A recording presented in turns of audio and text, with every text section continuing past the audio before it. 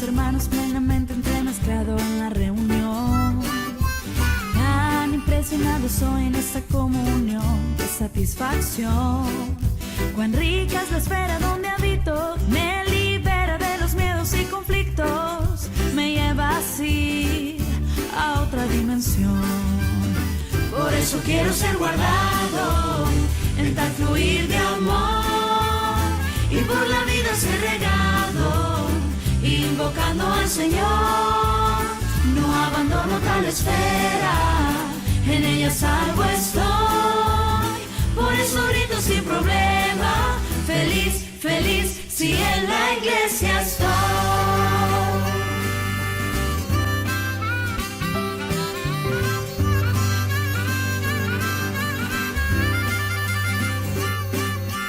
Quedo muerto y perdido, totalmente indeciso cuando vivo en mí. Pues no puedo contemplar a Dios sin mi obrar ni aún sentir. Cuán triste es la vida sin la iglesia, pues no existe algo que se le parezca. Voy a volver a esta dimensión. Por eso quiero ser guardado en tal fluir de amor, y por la vida ser regado, invocando al Señor. No abandono tal esfera, en ella salvo estoy. Por eso grito sin problema, feliz, feliz, si en la iglesia estoy.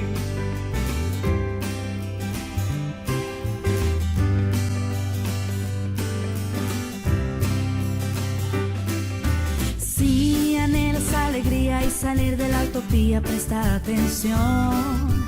Ven a esta comunión, libera el perdón al tocar a Dios. Cuán rica es la vida de la iglesia, un vivir de amor que todo el mundo anhela. Hay gozo y paz, es otra dimensión.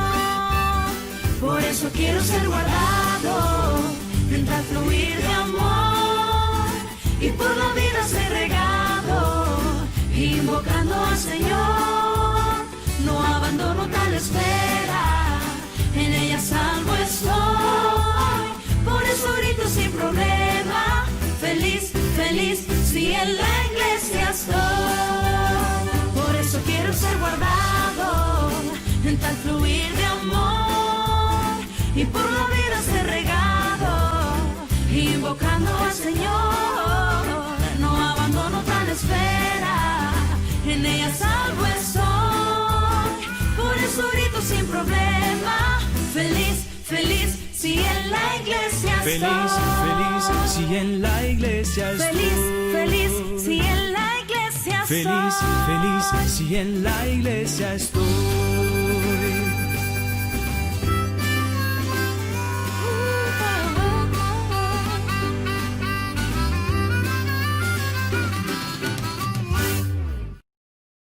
Estimados hermanos, muy buenos días, muy buenas tardes, muy buenas noches. Jesús es nuestro Señor. En esta oportunidad tengo el privilegio de dar apertura a la nueva serie del alimento diario Dios nos llama para su reino y gloria. Por lo cual, sean bienvenidos a esta nueva serie del alimento diario. En esta oportunidad estamos en el tomo 1, el mensaje 1, que lleva por título El poder del Evangelio. Y hermanos, quiero aprovechar la oportunidad para incentivarlos a disfrutar del alimento diario día tras día, semana tras semana, serie tras serie, hermanos. Vamos a disfrutar, vamos a ganar la palabra, vamos a pedirle al Señor que ilumine nuestro entendimiento para poder comprender lo que Él nos está hablando. Y a la misma vez también vamos a abrir nuestro corazón para que esta palabra pueda entrar a nosotros, para que esta palabra pueda encontrar un espacio en nuestros corazones, y de esta manera nosotros tengamos un buen depósito en nuestros corazones para crecer en vida, para conocer más al Señor, para experimentar más a nuestro Señor en el Espíritu. Hermanos, nosotros estamos entrando a las epístolas del apóstol Pablo a los tesalonicenses, y por lo cual es necesario dar un contexto, hablar acerca de cómo el apóstol Pablo llegó a Tesalónica y cómo los tesalonicenses creyeron al Señor, cómo se levantó esta iglesia y, hermanos, ganar principios espirituales tan importantes para nuestra vida que están contenidas en estas epístolas. Entonces, con estas palabras, entremos a esta introducción, a la introducción de este alimento diario, de este mensaje. Amén. Para lo cual, hermanos, vamos a los Hechos de los Apóstoles, al capítulo 16, vamos a dar lectura el versículo 9 y versículo 10. Amén. Y se le mostró a Pablo una visión de noche. Un varón macedonio estaba en pie, rogándole y diciendo: pasa a Macedonia y ayúdanos. Cuando vio la visión, enseguida procuramos partir para Macedonia, dando por cierto que Dios nos llamaba para que les anunciemos el Evangelio. Hermanos, en 2 oportunidades el apóstol Pablo quiso ir a Asia y el Espíritu Santo no lo permitió. Entonces, en esta búsqueda que ellos tenían, una noche nos muestra la palabra que tuvieron una visión. Un varón macedonio los rogaba a ellos y les decía: pasa a Macedonia y ayúdanos. Esto indica que nuestro Dios quería que ellos fuesen a Macedonia, a esta provincia, y predicaran el Evangelio, llevaran el Evangelio para las personas de esta región. Entonces, la palabra también muestra que la primera ciudad en la provincia de Macedonia es Filipos. Entonces, el apóstol Pablo y los que lo acompañaban llegaron a Filipos. Dios los abrió puertas, predicaron el Evangelio. Fue algo muy bonito, impresionante, cómo Dios abrió puertas en esta ciudad. Entonces, pero a la misma vez se levantaron desavenencias, se levantaron oposición de parte de algunos, ¿verdad?, que se veían afectados por la predicación del Evangelio. Entonces, todo este equipo, Pablo y los que lo acompañaban, tenían que salir de Filipos. Ellos avanzaron y nosotros vemos este avance en el capítulo 17. Y vamos a dar lectura el versículo 1, 2 y el 4, dice así: pasando por Anfípolis y Apolonia, llegaron a Tesalónica, donde había una sinagoga de los judíos.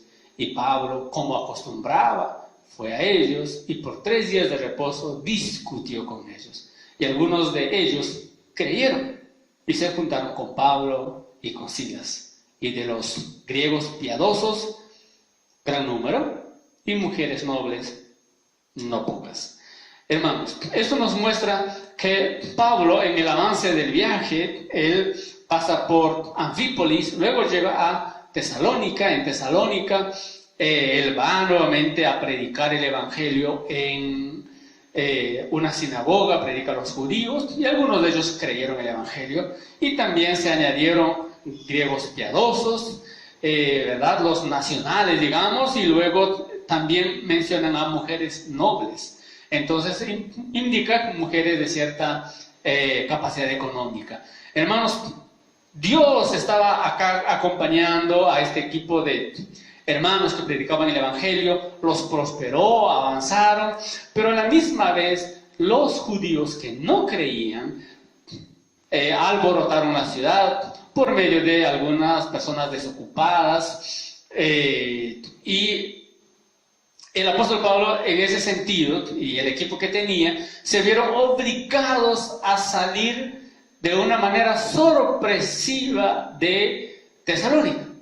Entonces, esta salida repentina que ellos tuvieron generó cierto dolor en el corazón del apóstol, generó esa preocupación que él tenía por las iglesias. Y luego más adelante nos muestra la palabra que ya el apóstol pasó de Tesalónica a Berea apresuradamente y luego fue hasta Atenas, y desde Atenas él envía a Timoteo a que regresara y visitara la iglesia de los tesalonicenses. Luego Timoteo regresa hacia Pablo, ¿verdad? Y los habla cómo estaba la iglesia. Entonces el apóstol es ahí donde él escribe una epístola, ¿verdad? Juntamente con Silas y con Timoteo escriben esta epístola y los envían hacia los hermanos. Estimados hermanos, nosotros vemos que el segundo viaje fue guiado completamente por el Espíritu, pero eso no significa ausencia de aflicción, ausencia de tribulación o de oposición. Siempre va a haber oposición, siempre va a haber tribulación, hermanos. Cuando nosotros llevamos el Evangelio, cuando nosotros llevamos la palabra a determinados hermanos, a determinadas familias, o cuando se abren las casas, ciertamente hay oposición del enemigo, mas nuestra confianza tiene que estar en el Señor, porque cuando el Señor abre, Él va a prosperar. La semilla sembrada ciertamente va a crecer. Vamos ahora a Primera de Tesalonicenses, el capítulo 1. Vamos a dar lectura y vamos a verlo en nuestro primer punto. Tenemos un primer punto que lo llamamos nuestro Evangelio, y en esta porción queremos desarrollar. En primer lugar, tenemos la elección del Padre que nos escogió. En segundo lugar, disfrutamos la liberación del Hijo. Y en tercer lugar, tenemos el dispensar del Espíritu. Para lo cual vamos a dar lectura en Primera de Tesalonicenses, el capítulo 1, versículos 1 y el versículo 4. Dice así: Pablo, Silvano y Timoteo, a la iglesia de los tesalonicenses, en Dios Padre y en el Señor Jesucristo. Gracia y paz sean a vosotros, de Dios nuestro Padre y del Señor Jesucristo. El versículo 4, porque conocemos, hermanos amados de Dios, vuestra elección. Oh, Señor Jesús. Hermanos, cuando el apóstol Pablo escribe a los tesalonicenses, esta es la primera epístola que él escribió. Entonces nosotros podemos ver este cariño, este amor que él tenía a estos hermanos, porque él, y desde un primer punto, él no está hablando solo. Él dice Pablo, Silvano y Timoteo. Es decir, esta carta es escrita por los tres, ¿verdad? Esta salutación es de los tres. Y luego dice a la iglesia de los tesalonicenses. La iglesia de los tesalonicenses. Los tesalonicenses son las personas, las ciudades tesalónicas. Entonces los tesalonicenses son las personas. Igual, hermanos, en cualquier ciudad en que nosotros estamos, nosotros podemos identificar a las personas que viven en determinado lugar, ¿verdad? Entonces, y de igual manera el apóstol Pablo estaba diciendo a la iglesia de los tesalonicenses, de las personas. Entonces, pero esta iglesia está en Dios Padre. No solamente en Dios, sino en Dios Padre. Es decir, hoy Dios es nuestro Padre. Dios puede ser nuestro Padre. Estamos en Dios Padre. Hermanos, nosotros somos hijos de Dios. Y esto necesita encontrar un espacio en nuestro corazón, hermanos, y nosotros poder sentirlo en nuestro interior, que Dios es nuestro Padre, somos hijos de Dios. ¿Y cómo nosotros podemos ser hijos de Dios? Por eso dice, y en el Señor Jesucristo, por medio de la redención de nuestro Señor Jesucristo. Nosotros tenemos a Dios como nuestro Padre porque hemos nacido de nuevo. Tenemos el Espíritu de Dios en nuestro interior. Por otra parte, estimados hermanos, Pablo nos dice, porque conocemos, hermanos amados de Dios, vuestra elección. Fuimos, hermanos, elegidos por Dios. Dios nos eligió. Este es algo hermosísimo, porque no es que nosotros hemos elegido a Dios, sino que Dios nos ha elegido a nosotros. A pesar de nuestros errores, de nuestras deficiencias, de nuestras flaquezas, de los defectos que tenemos. Hermanos, Dios nos ha elegido, esto es algo hermoso. Ciertamente, hermanos, tenemos tantas deficiencias, tantos errores o fallos o fracasos hemos cometido, pero no importa, Dios nos ha elegido.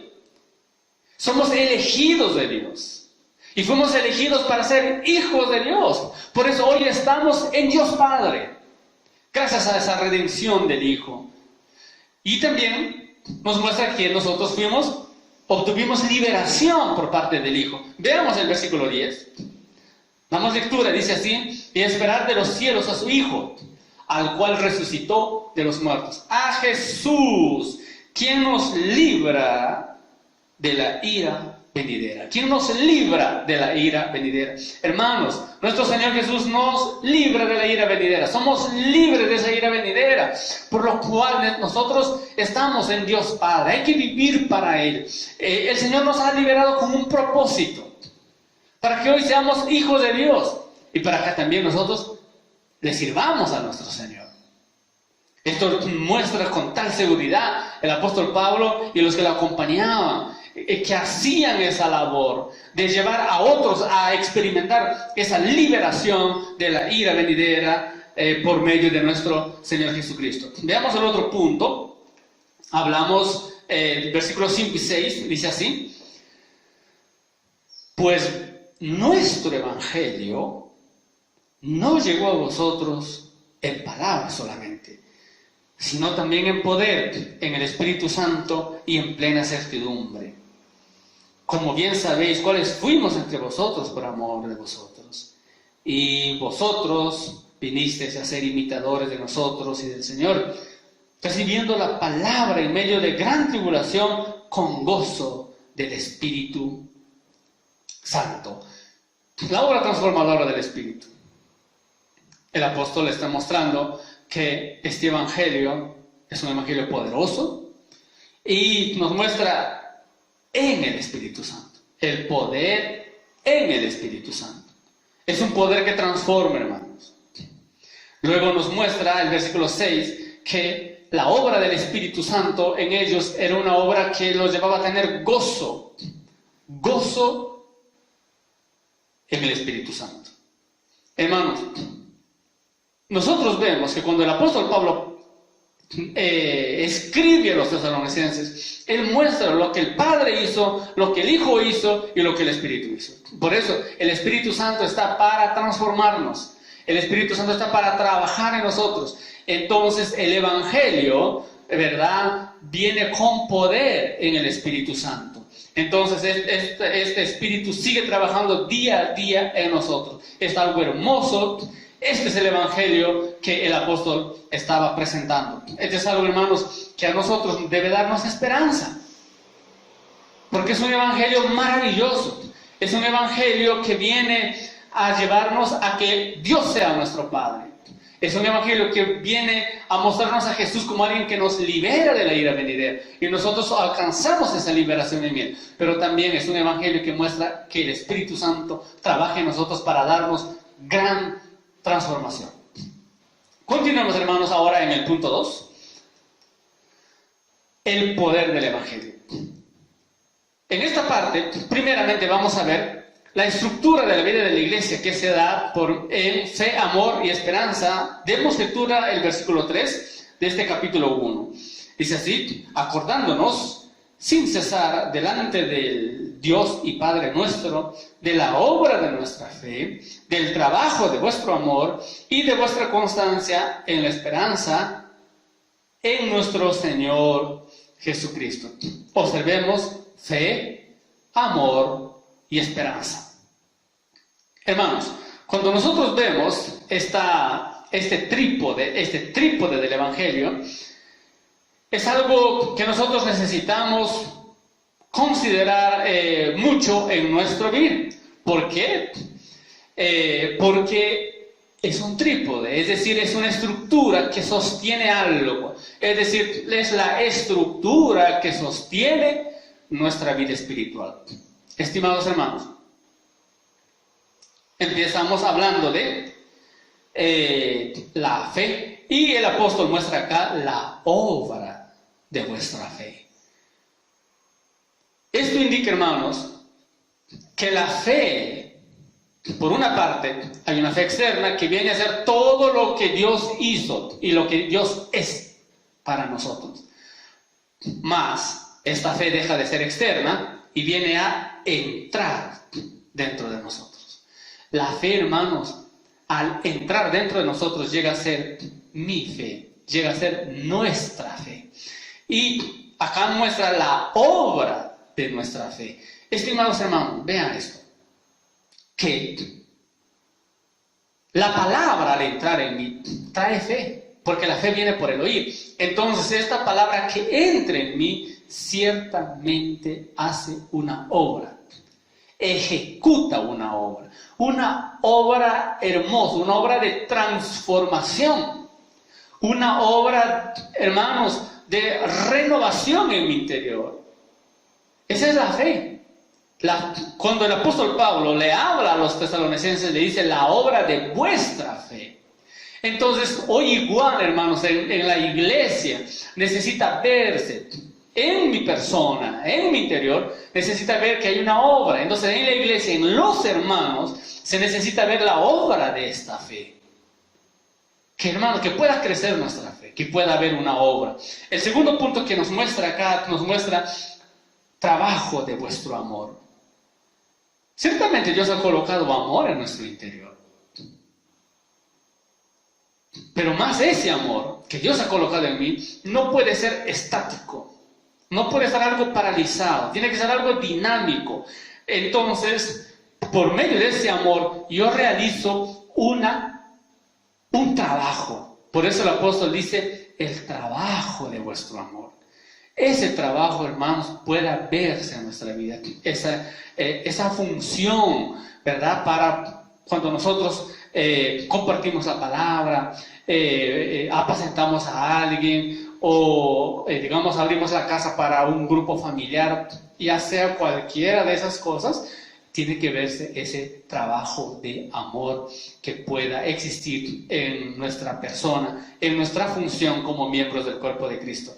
Y el tercer punto que habla es la constancia en la esperanza, o podemos decir también la perseverancia en la esperanza. Hermanos, cuando tenemos esperanza, nosotros podemos perseverar. Estimados hermanos, nosotros debemos tener esperanza en nuestro Señor Jesucristo. Nosotros debemos tener esperanza en que Él viene. Nosotros necesitamos amar la venida del Señor. Y por amar la venida del Señor tenemos esperanza en esa venida del Señor. Y debemos tener esa esperanza que cuando Él viene, nosotros vamos a ser arrebatados. Vamos a participar en el reino de los cielos. Debe haber esa esperanza que nosotros vamos a llegar a ganar la corona que Él tiene para nosotros. Debemos de tener esa esperanza de obtener el gran premio. Por eso, hermanos, con esa esperanza nosotros perseveramos en esta carrera. No nos detenemos, sino que avanzamos, proseguimos hacia adelante. Hermanos, esta es la hermosa estructura de la vida de la iglesia, es decir, la estructura del vivir de un cristiano que el apóstol Pablo está presentando. Y esto es lo que desarrolla en toda esta epístola: fe, amor y esperanza. Hermanos, en el versículo 5, demos lectura nuevamente, dice así: pues nuestro evangelio no llegó a vosotros en palabras solamente, sino también en poder, en el Espíritu Santo y en plena certidumbre, como bien sabéis cuáles fuimos entre vosotros por amor de vosotros. Estimados hermanos, el apóstol llegó a decir nuestro evangelio. Y es un evangelio de poder. Por eso en este segundo punto hablamos del poder del evangelio.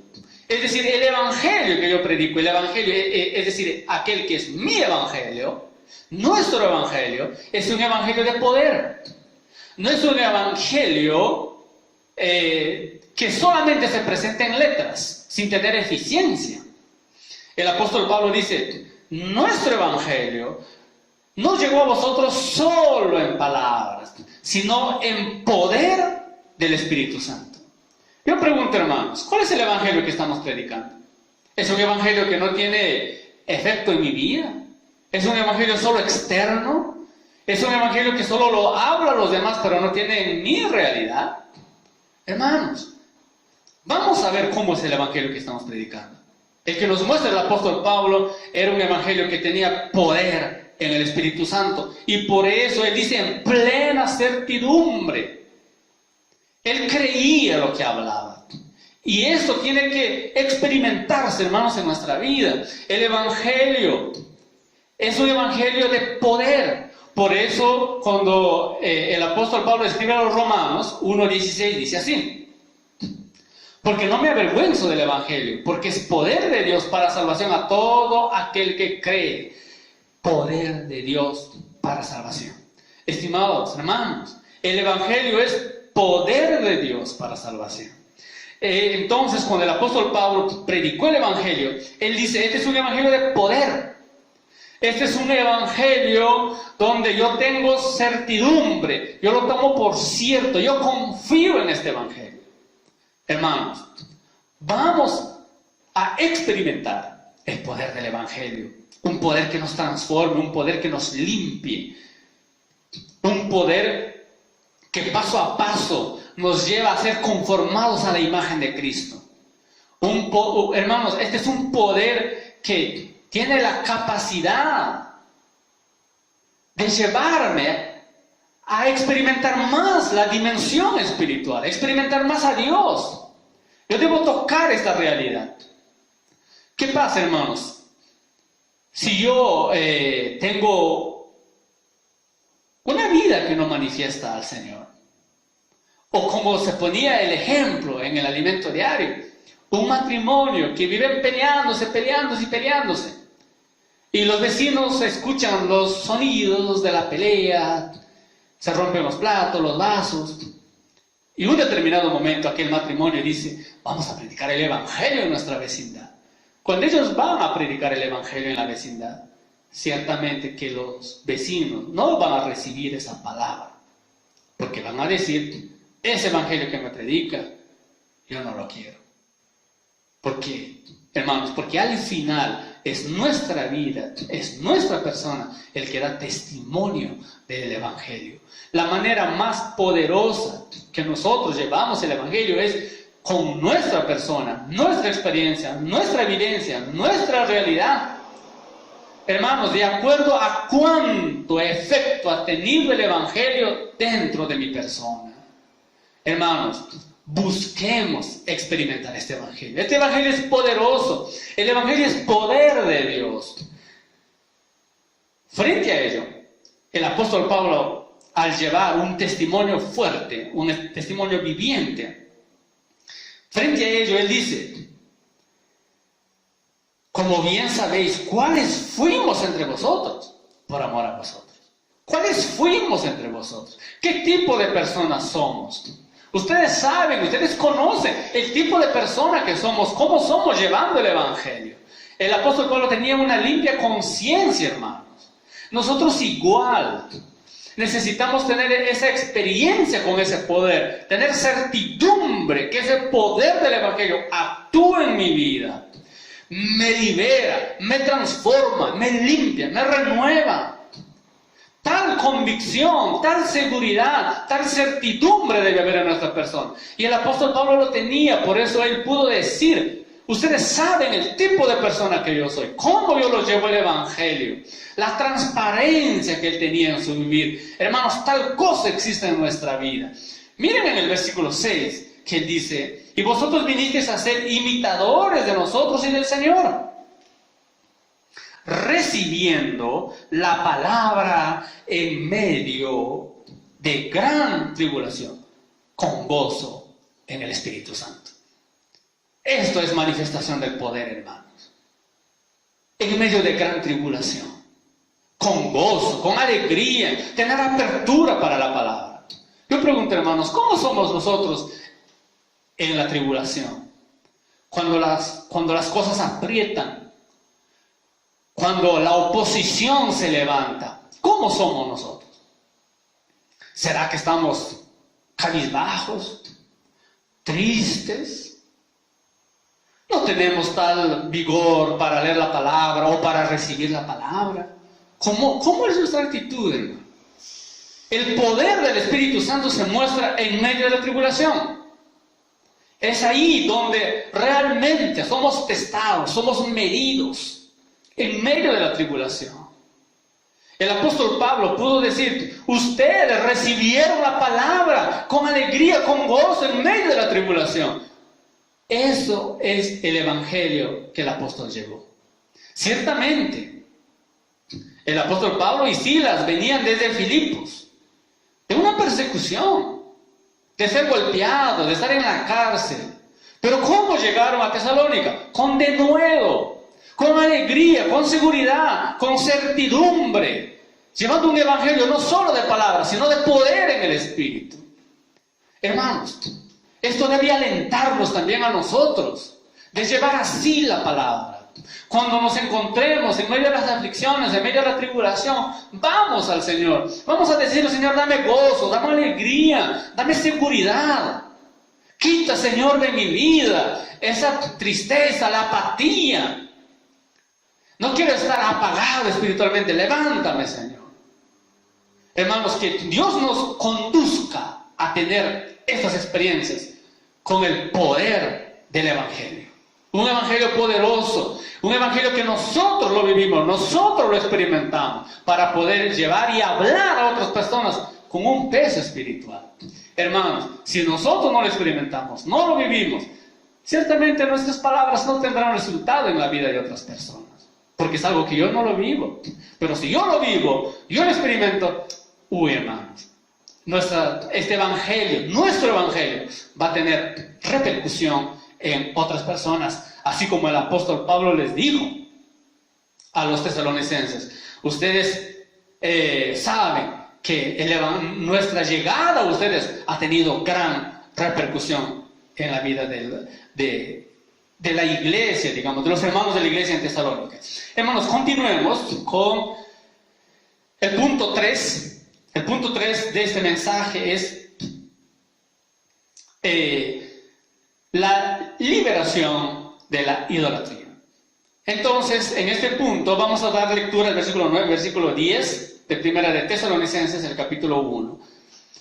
Porque ellos mismos cuentan de nosotros la manera en que nos recibisteis y cómo os convertisteis de los ídolos a Dios, para servir al Dios vivo y verdadero, y esperar de los cielos a su Hijo, al cual resucitó de los muertos, a Jesús, quien nos libra de la ira venidera. Veamos ahora las tres actitudes de los tesalonicenses. Primeramente, dejaron a los ídolos para convertirse al Dios vivo. Esto tiene que ver con la obra de la fe. El segundo, comenzaron a servir al Dios vivo y verdadero. Esto es el trabajo de amor. Tercero, pasaron a esperar de los cielos a Jesús, la perseverancia en la esperanza. Vamos a desarrollar estos tres puntos. Entonces, para hablar en el primer punto, vamos a Eclesiastés 3:11, por favor. Vamos a Eclesiastés capítulo 3, versículo 11, dice así: todo lo hizo hermoso en su tiempo, y ha puesto eternidad en el corazón de ellos, sin que alcance el hombre a entender la obra que ha hecho Dios desde el principio hasta el fin. Y ahora, Primera de Tesalonicenses 5:23, y el mismo Dios de paz os santifique por completo, y todo vuestro ser, espíritu, alma y cuerpo, sea guardado irreprensible para la venida de nuestro Señor Jesucristo. Ahora, hermanos, la pregunta sería, ¿y qué tiene que ver esto con los ídolos? Entonces, veamos acá un detalle. Las dos categorías de idolatría, la visible y la oculta. Ahora, voy a dar una introducción a esto, hermanos. En Eclesiastés la palabra dice que Dios colocó eternidad en el corazón del ser humano. Y en 1 de Tesalonicenses 5:23 vemos que la persona, el ser de la persona, tiene tres partes: espíritu, alma y cuerpo. El espíritu es la parte espiritual del ser humano y el alma es la parte psicológica del ser humano. Y el cuerpo es la parte física y biológica. Ahora, veamos la parte espiritual. Eclesiastés nos muestra que Dios colocó eternidad en el corazón del hombre. Esto indica que Dios colocó o Dios forma el espíritu dentro del hombre. Dios le dio al hombre espíritu humano. Eclesiastés dice que Dios colocó eternidad en el corazón del hombre y sin que el hombre alcance a entender. ¿Qué está diciendo, hermano? Que la gran mayoría de las personas no entiende que tienen espíritu. No lo conoce, no lo sabe. Pero sin embargo, en nuestro caso es diferente. Nosotros sabemos que tenemos espíritu y que también el espíritu de Dios ya entró dentro de nosotros. Ahora, Eclesiastés muestra que Dios colocó eternidad. ¿Qué significa? Es algo eterno. ¿Y qué lo puede llenar al corazón del hombre, a esa parte que Dios colocó eternidad? Solo algo eterno. Y Dios es eterno. Por eso, hermanos, en nuestro nuevo nacimiento, Dios nos da el Espíritu Santo. Y el Espíritu Santo es Dios y es eterno. Entonces, entra dentro de nosotros y nos llena. Ahora, porque Dios colocó eternidad en el corazón del hombre, Dios colocó espíritu, si el ser humano o el hombre nunca va hacia Dios para ser lleno por Él, Él va a buscar llenarlo con cualquier cosa. Por eso el corazón del hombre por naturaleza es idólatra. Hermanos, no existe el ateo verdadero. El ser humano siempre busca adorar algo, aunque no sea el Dios verdadero, pero el ser humano siempre busca adorar algo. Por eso, hermanos, es algo hermosísimo cuando muestra que los hermanos tesalonicenses dejaron los ídolos para servir al Dios verdadero. ¿Por qué? Porque ellos encontraron al Dios Padre. Ellos encontraron al Dios Hijo que nos libera. Ellos encontraron un Espíritu Santo que transforma al hombre. Esa gran experiencia los hizo abandonar completamente los ídolos. Estimados hermanos, es más fácil abandonar el pecado, digamos, o los pecados, y volvernos a Dios, que abandonar los ídolos y volvernos a Dios. Por eso es algo tremendo lo que sucedió en la iglesia de los tesalonicenses, porque ellos abandonaron los ídolos y se volvieron al Dios verdadero. Hermano, la idolatría tiene la cara visible, es decir, las estatuas, ¿ya? Digamos, las imágenes que son visibles, que mucha gente lo adora, imágenes visibles. Pero hay también una idolatría oculta, que no tiene que ver con aquellas cosas, con las estatuas, ¿ya? Y esa idolatría oculta tal vez sea más fuerte y más peligrosa. Entonces, vamos a ver en esta imagen donde nos muestra el trípode de la idolatría oculta que sustituye a Dios. La tecnología está relacionada con la fe, el dinero está relacionado con el amor, ¿verdad? Porque 1 Timoteo 6:10 dice: el amor al dinero es raíz de todos los males. Y el último es el placer, que está relacionado con la esperanza.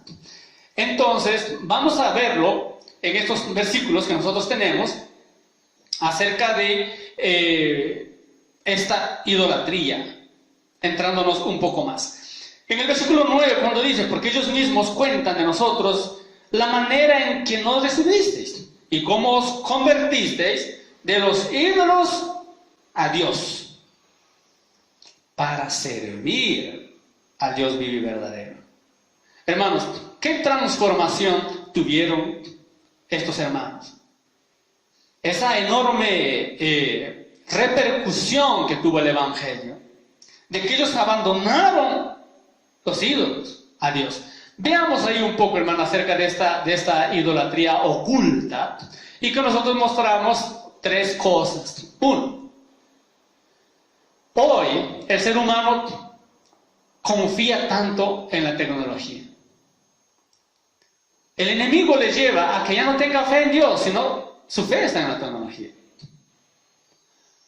Digamos, hoy podemos ver el internet, por ejemplo, la bolsa de valores, el avance tecnológico actual. El hombre quedó tan dependiente de la tecnología. Y nosotros, hermanos, debemos tener cuidado, que no podemos hacer de la tecnología nuestro ídolo. Por ejemplo, un teléfono.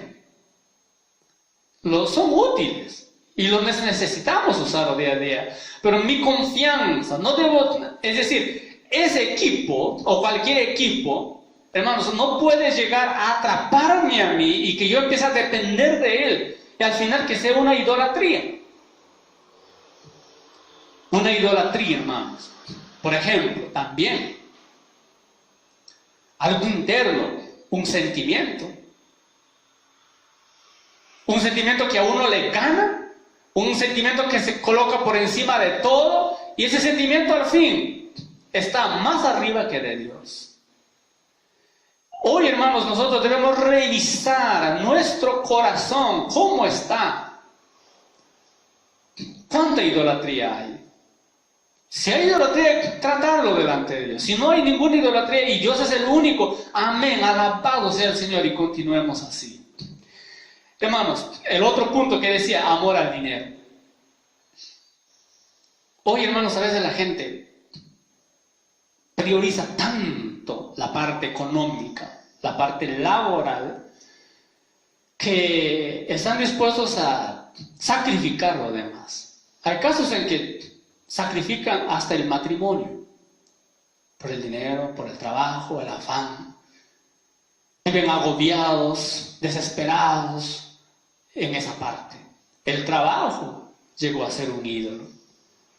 Y como la palabra dice, el amor al dinero es raíz de todos los males. Y Dios nos libre en este sentido, a que en nuestro corazón lo económico no esté más de Dios. Si nosotros dejamos de tener comunión con Dios, dejamos de leer la palabra, dejamos de servir a Dios por obtener dinero, ciertamente ese dinero es una idolatría. Un viaje, un paseo puede ser una idolatría. Me centro tanto allí que descuido mi vida espiritual.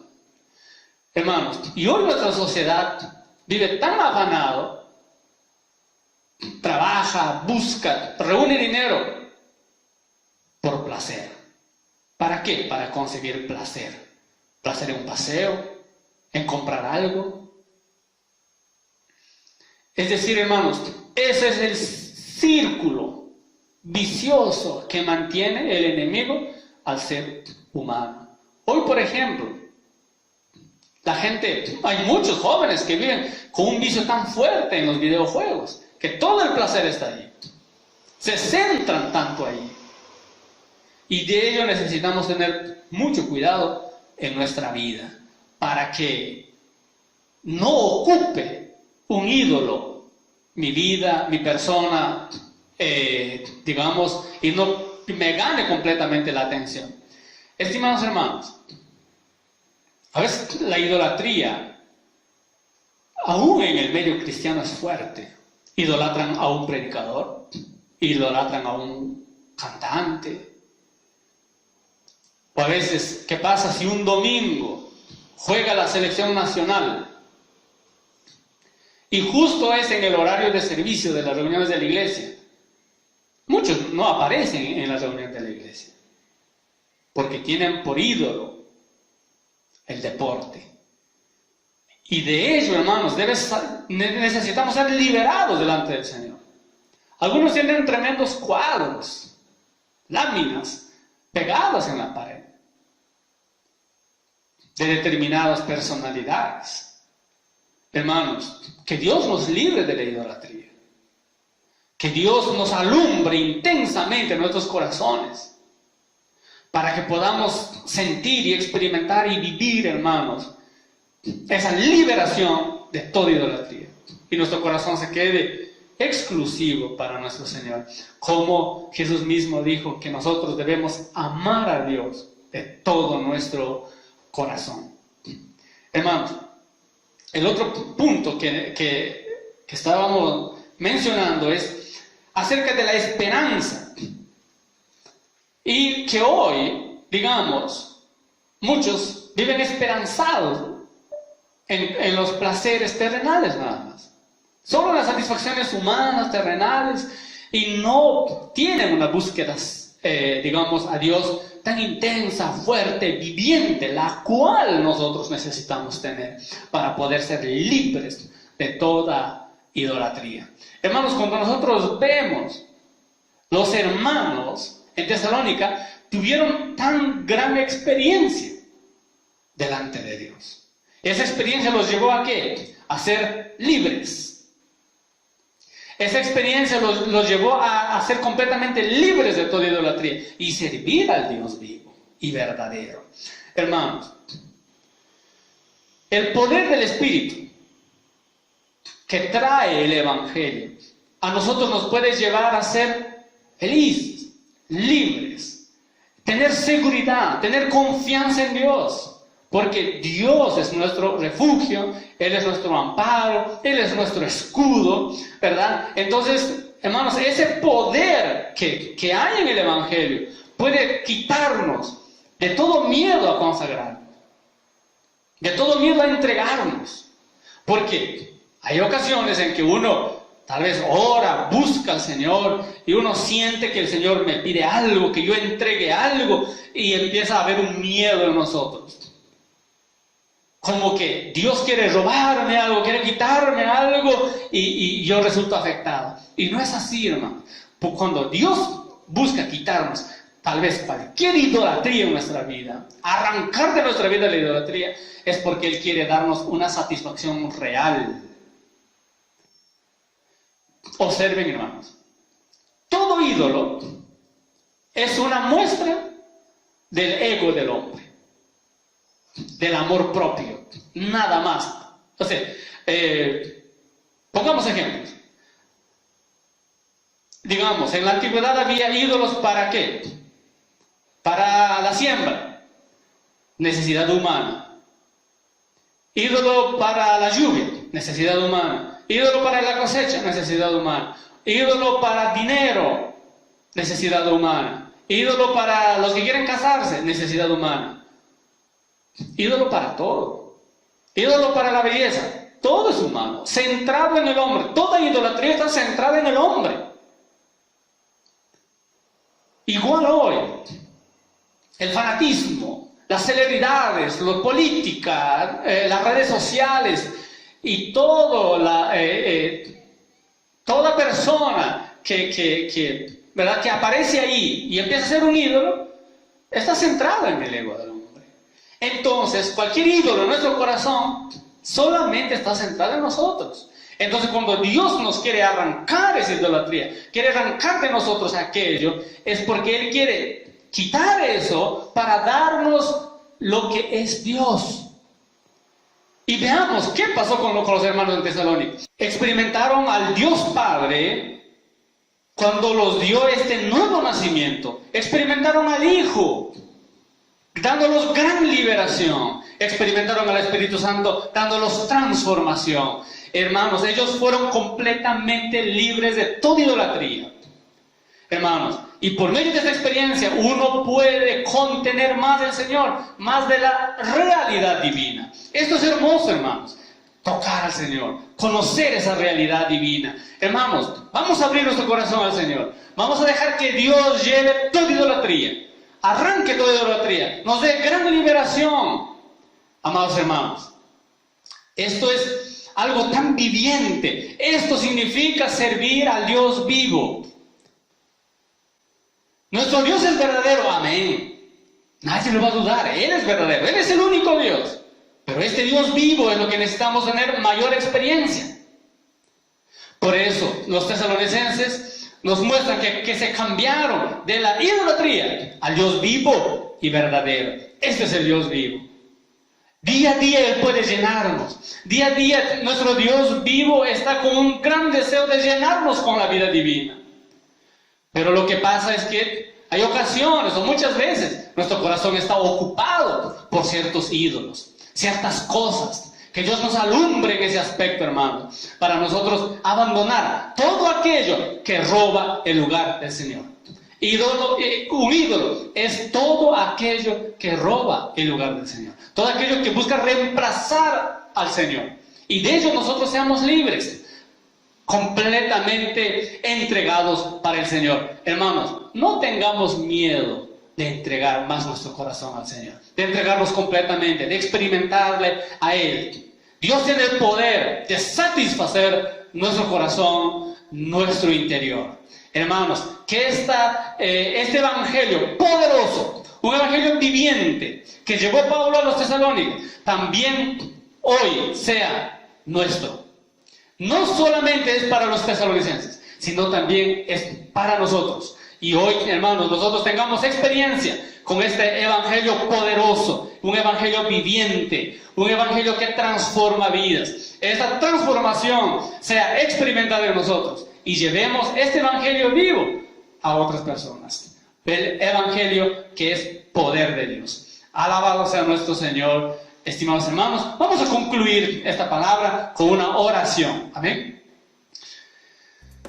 Oh, Señor Jesús. Señor, queremos alabarte porque nos has mostrado que el evangelio es un evangelio poderoso. El evangelio es poder de Dios para nuestras vidas. Señor, este evangelio tuvo un gran impacto en la vida de los hermanos tesalonicenses.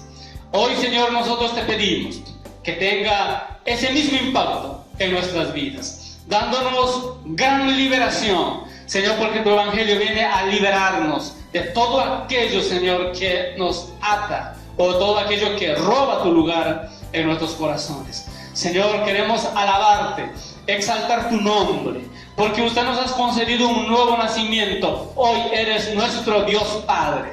Oh, Señor Jesús. Señor, te alabamos por ello, Señor, por ese nuevo nacimiento que hemos tenido. Hemos llegado a ser hijos de Dios. Señor, también nos has dado gran liberación, una liberación de la ira venidera. Y hoy nos estás dando gran transformación en nuestras vidas. Sigue transformando nuestras vidas, sigue transformando nuestras personas. Señor Jesús, te pedimos, Señor, que usted nos lleves a vivir en este trípode, en esta estructura de la vida de la iglesia.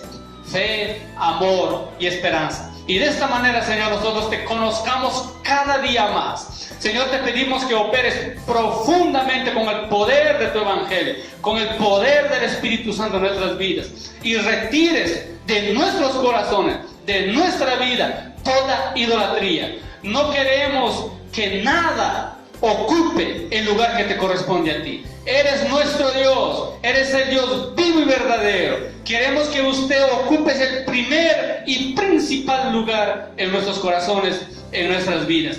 Te pertenecemos, Señor. Ayúdanos, enséñanos a consagrarnos. Quita de nosotros todo miedo a la consagración. Que nos entreguemos completamente en tus manos y sin reservas, Señor, para que trabajes en nosotros y transformes completamente nuestras vidas. Y nuestra vida llegue a ser ejemplo y testimonio para las demás personas. En el nombre de Jesús, amén y amén.